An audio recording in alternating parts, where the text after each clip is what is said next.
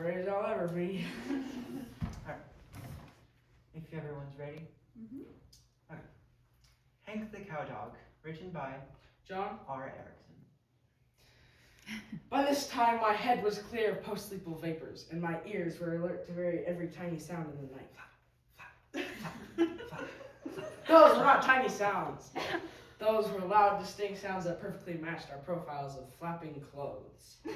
I turned my assistant. I could barely make out his profile in the starlit darkness. Hold on, that wasn't his profile. That was a fence post. But I couldn't make out his profile in the starlit darkness. Drover, are you there? No, I'm here. Drover, are you here? No, I'm over here. Here, there, it's all the same, as long as you're where you are. Well, I am where I am, I guess. Great, nice work. I see a cat in the darkness. Right, now all we have to do is figure out who he is and why he might be lurking in the yard. Step aside, son, I'll handle this. Where was this cat? Over there, to your left. Follow the Don't tell me what to do, of course I'll follow the owl. We marched up to the cat. It was Pete the barn cat. Okay, Pete, the little game's over. Stop yelling. Well, it's Hanky the Wonder Dog. What took you so long? We do thorough investigations, Kitty, and they take time. You can leave now. We know all about the rats in the laundry baskets. Oh, really? Yes, really. Stop yelling and go back to bed. But there aren't any rats, Hanky. Drover, step forward and tell about the rats. Oh, yes, the rats. Let's see. They sleep in laundry baskets, and they eat cheese. That's right. Unless you have some new powerful information, Kitty, we'll be moving forward on the basis of this investigation. Well, Hanky, I have some information for you. It might help in your investigation. My mind was racing. Could the cat be telling the truth? I had to find out. All right, Kitty, I'll take the bait. I'll take the cheese. Tell us all you know. There's a raccoon over there. He's playing with Sally Mae's laundry. I thought you dogs would like to know. Is that all you finished? That's all, Hanky. Good. It's another pack of lies, and I don't want to hear another word of it. You're free now. Go chase your tail. Kitty gave us one last smirk and one more wave of his paw, and then went slinking back into the inky. Skip it. I turned to my assistant. You hear that, Drover? Yeah, that was the dumbest thing I ever heard. It was fun, Drover, but we must remember.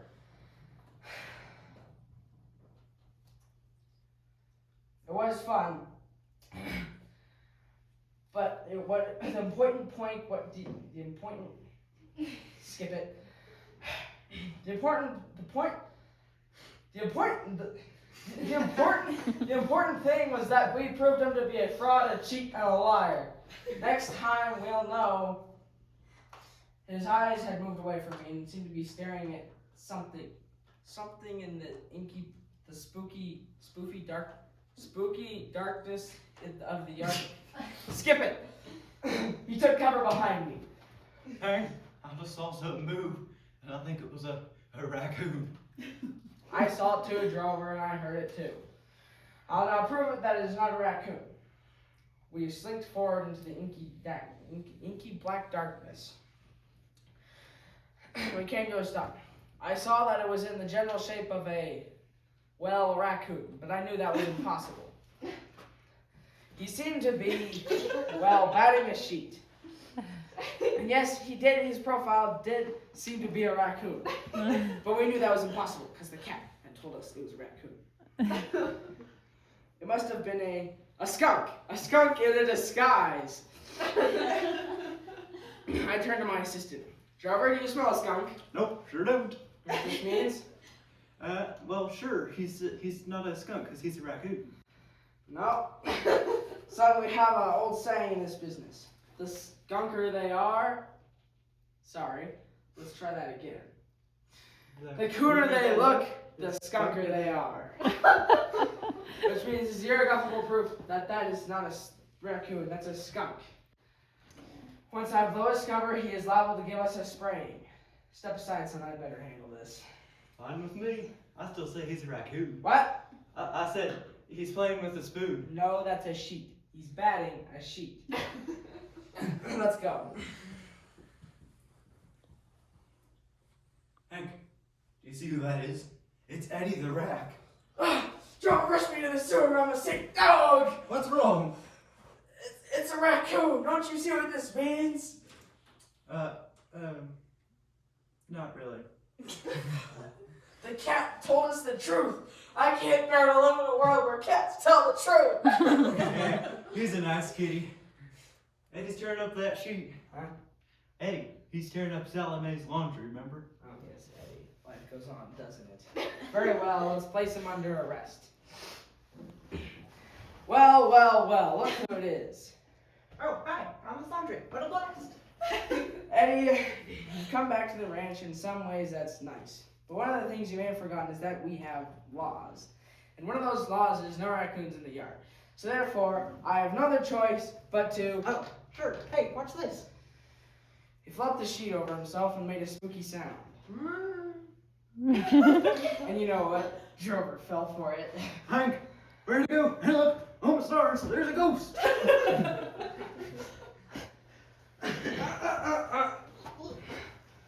It's not a ghost, it's just Eddie the Rack. You know how raccoons are always playing, goofing off?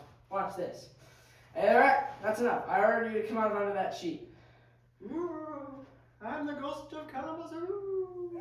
All of his came unsnapped. And the sheet settled over the top of him. And then he started, while slouching toward us. Eddie, I command you to stop this at once. Eddie! Eddie! I turned to my assistant. This seems to be we seem to run into a laundry monster. Oh, what happened to Eddie? I don't know. Maybe the monster ate him. Oh, the poor little guy. Right? Eddie was a sneak, but I couldn't help liking him. What are we gonna do now? That was the Throbbing question that lay before us.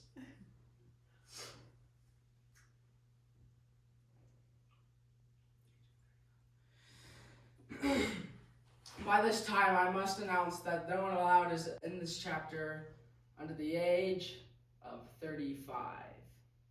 I'm sorry, it is harsh, but it's how things must be. Anyone under the age of 35 caught peeking in this chapter will be punished severely. They'll have to keep their nose in a circle for 30 minutes. Let's proceed. The laundry monster was slouching toward us. Slouch. Do you know what a laundry monster is? They're like grizzly bears. They seem cute and cuddly, but then all of a sudden they show their big teeth and attack. And you know what else? They eat dogs! We have no reason to think this was a grizzly bear. In fact, we're 100% sure that this was no grizzly bear. For it was a laundry monster.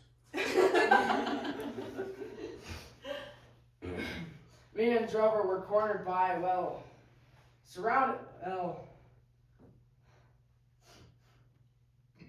in trouble. Drover, go straight into code 3 barking, and don't let her rip. Don't let him hold anything back for tomorrow. And with that, we braced our legs and barked.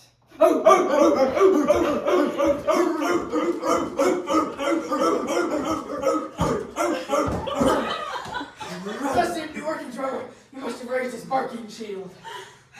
You can't touch him with these barks. Who'd want to touch him? That's exactly my point. We've got to go. We've got to.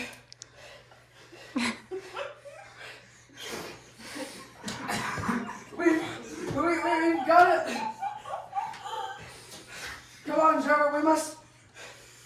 Wake up, Hopper and Sally Mae.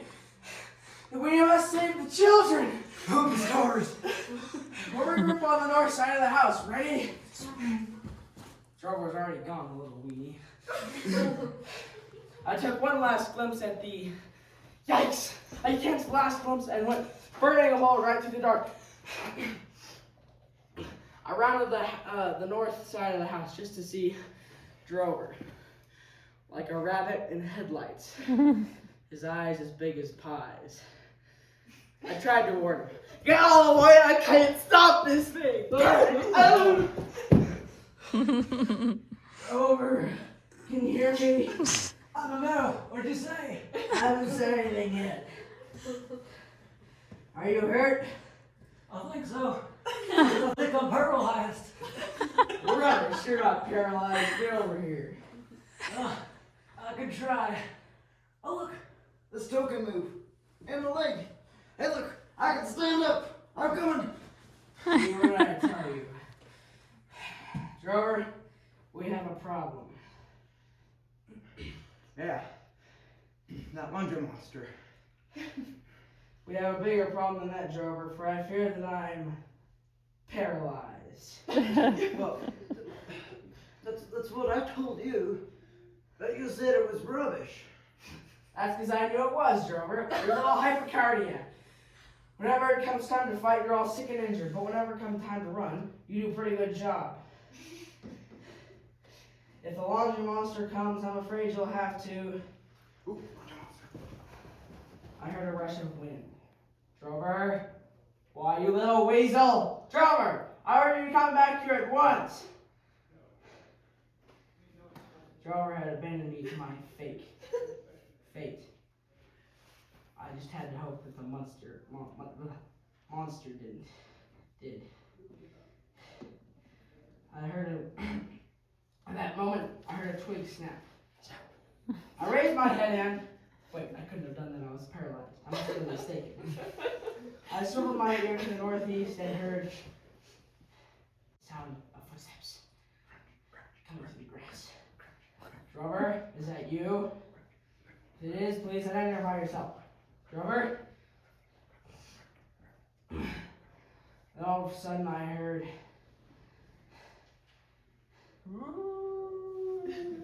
I am the ghost of Kalamazoo. Drover, I heard you come here once. Throw me into a serious combat situation, and I demand that you... He was standing right next to me. Not Drover, but the horrible laundry monster. I could feel his eerie presence, and then I felt the icy swish of his sheet go past my skin. That was all I could take, fellas. And all of a sudden, you won't believe this, but all of a sudden, my bones welded themselves together, and my energy reserves refilled. And I all of a sudden was able to get up, and I ran, and I burned a hole through the darkness. I didn't stop until I came under a Salome's window. I booked a total code 3 alert. Alert! Alert! Alarm! Alarm! Ladies and gentlemen, we have a laundry monster running loose out here. Wake up the children, get the gun, evacuate the house. This is not a test. I repeat, this is not a test. Having done my duty, I could only hope for help to arrive at the right time.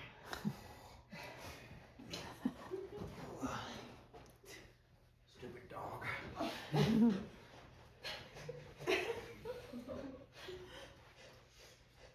What is it, Hank? Well, you see, I did my best to explain the situation. You see, I had caught Eddie the Rack playing with the laundry, and right as I was able to, right as I was about to put him under arrest, this huge laundry monster jumped out of the bushes and he ate poor Eddie. Just gobbled him down one bite, and then he came and he attacked me, and I fought him off as long as I could, and then I barked for help. I don't see anything. Wait. The light fell upon, it appeared to be a sheet, a light-colored sheet with pale stripes. His eyes came at me like bullets, and he marched right over to me and put the sheet in my face. You're playing with my wife's laundry in her yard. Well, buddy, I got some advice for you. You get your little barking self out of this yard, and if you wake me up one more time, Yes, sir, but ain't it come back?